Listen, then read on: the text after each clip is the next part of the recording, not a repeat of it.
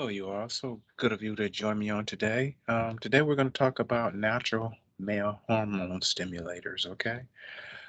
Initially, when I first did this Wellness Wednesday, I was kind of concerned about leaving the ladies out on this, but it may have its contributing factors as well to those that may be interested. So as we continue with this, we're just going to show you what we have on store for today.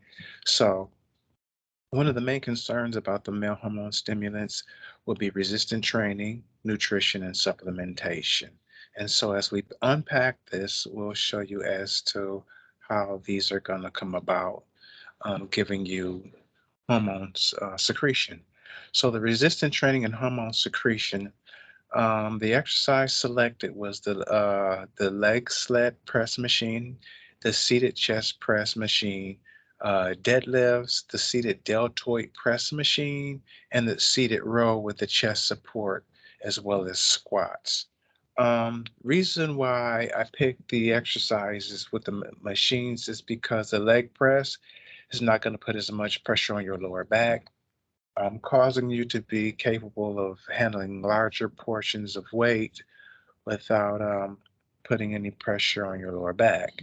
Likewise, with the seated chest press machine, you're going to have more stability, of course, on the seated chest press as you would on the bench press. And so, likewise, with the seated deltoid press machine, you're going to have more support on that. So, you're able to use more weight, which is going to give you a little more support and less chance of injury. Okay. Um, as I was stating earlier about the sled press, the squat is suggested. However, the leg press would provide more support when using large loads. Maximum strength produces the greatest hormone production. So, if we look at maximum strength, we're talking about between 4 and 6 sets with 1 to 5 repetitions at 85 to 100% of your one rep max. And that's with a tempo of called 202, which means you're going to press the weight up in the concentric phase and then have a zero time frame at the top and to bring it back in the eccentric phase of 2 counts. And of course, when we look at the hypertrophy phase to the right, we're talking 3 to 5 sets with between 8 and 12 repetitions, again with a 70 to 85% of your one rep max, and again with a 202 tempo. Okay, so as you can see on the sled press, it's going to offer a lot more back support than it would if you was just doing a regular um, squat. So that's why we would go with those. And of course, here's the seated chest machine again for hormone secretion. Unlike the heavy bench press, the seated chest provides more support than the traditional bench press. And of course, when we look at the maximum strength, again, it's 4 to 6 sets with 1 to 5 reps. And again, it's 85 to 100% of your one rep max, again, with the 202 tempo. Again, the hypertrophy remains the same with this one as well, with 3 to 5 sets with 8 to 12 repetitions, but 75 to 85% of your one rep max for bench press and chest development. Now, when we get to the deadlifts, we're going to take a look at the photo on the left is your traditional deadlift, and then the photo on the right is a modification to reduce the stress on your lower back. So as you can see, the traditional deadlift on the left side, you're going to get a little more pressure on your lower back, depending on how much weight you're using. Of course, with the hex bar being used on the right to develop your strength as well as your quads and your prime movers, which is your gluteus max, the weight is more equally distributed through your torso and spine. Therefore, you won't get as much pressure on your lower back in this particular motion. If you want to go heavier. Okay, now when we get to the seated deltoid press, as you can see, the deltoids are a small muscle and is one of the most injured. Deltoid strength and development can be acquired during the hypertrophy phase as well. So, which means you don't have to do super heavy weight to develop your deltoid simply because They have a tendency to get injured quite easily, and if they do, then there goes your lat development as well as your pectoral development because they're used to do those type of exercises. So we could just stay in the hypertrophy phase with this one of 3 to 5 sets, 8 to 12 repetition, 70 to 85% of your 1 rep max on these. Okay, so now we're at the lat row for back development. Now, if we look at the top portion of this, we're talking about hypertrophy. And if you notice the hypertrophy, you're much better chance of being um, bent over with the bent over row, or you could do the seated row because now you're not doing maximum weight here. So you could do a bent over row or seated row. Of course, when you go to maximum strength, these three photos that we have on the bottom, as you notice, the chest is supported on the first two so that you don't have a lot of lower back pain happening on the first two photos. Of course, on the last photo, the guy is demonstrating a one-arm row motion for latissimus dorsi development. And you notice that the arm that's doing the lat row, the opposing arm is supporting his lower back as he does the motion. So again, you're still seeking support if you're going to do this maximum strength movements. The idea is to be able to play the game as long as possible without injury. I'm very serious when it comes to reducing your recuperation time between workouts.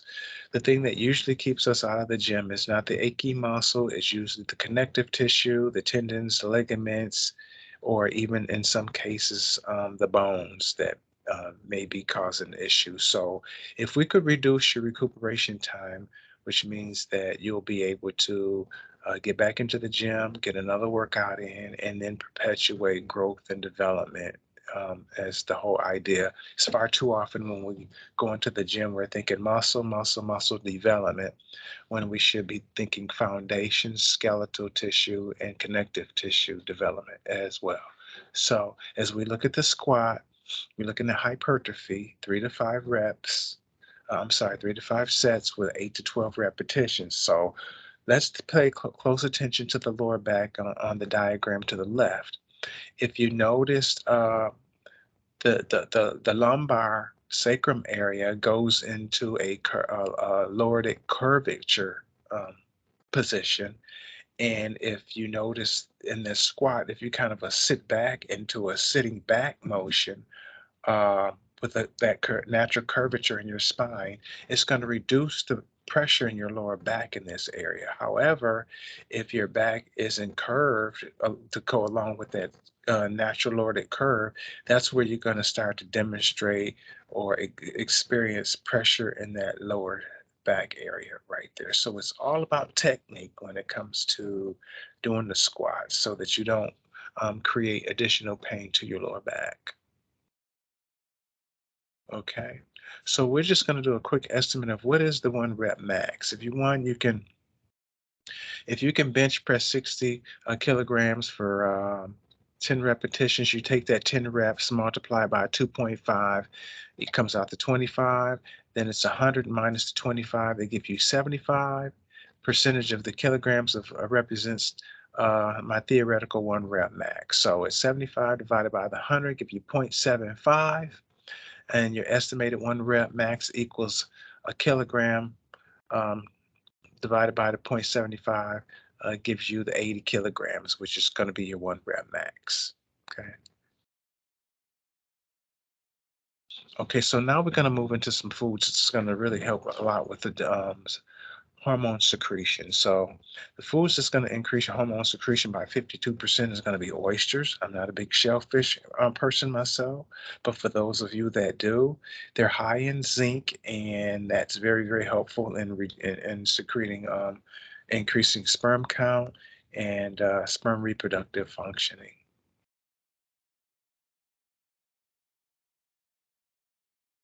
All right, then eggs.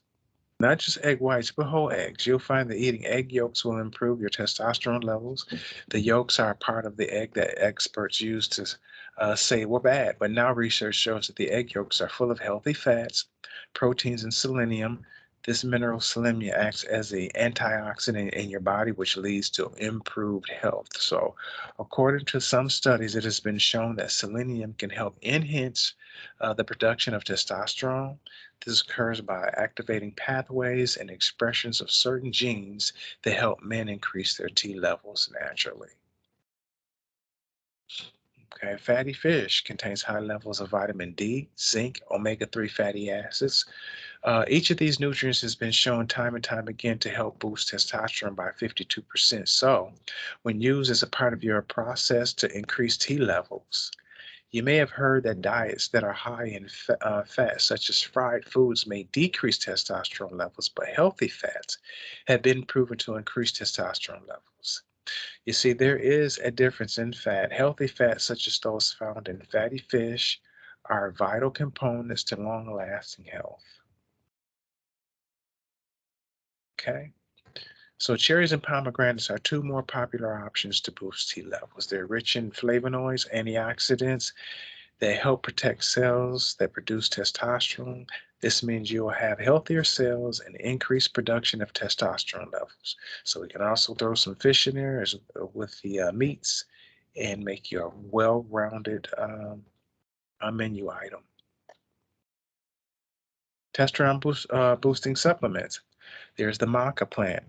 I've had great results from the maca plant. The maca plant is some populations in Peru have used this for thousands of years as food and medicine.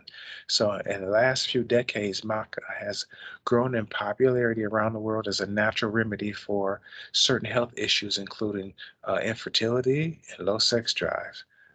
If you want, you're welcome to check out this website called www.healthline and nutrition benefits of maca to get some further information on it. But I have gotten some great results off of it.